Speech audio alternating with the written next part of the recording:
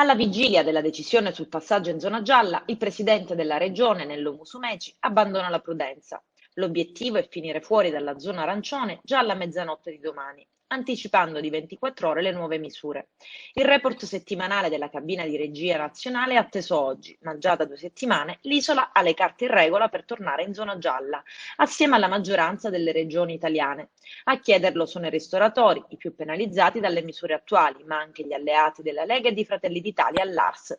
Sembra difficile che la richiesta sull'apertura serale per concedere una boccata d'ossigeno agli imprenditori della ristorazione possa andare in porto. A chiederlo da settimane senza successo sono anche altre regioni gialle. Ma noi chiederemo la deroga soltanto in occasione della festività di San Valentino, dice Musumeci, che stavolta non intende applicare in Sicilia misure diverse da quelle nazionali.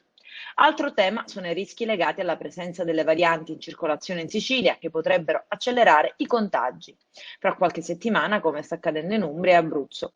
Musumeci però getta acqua sul fuoco, la situazione sembra essere sotto controllo, quindi riapriremo lentamente con la massima prudenza e cautela.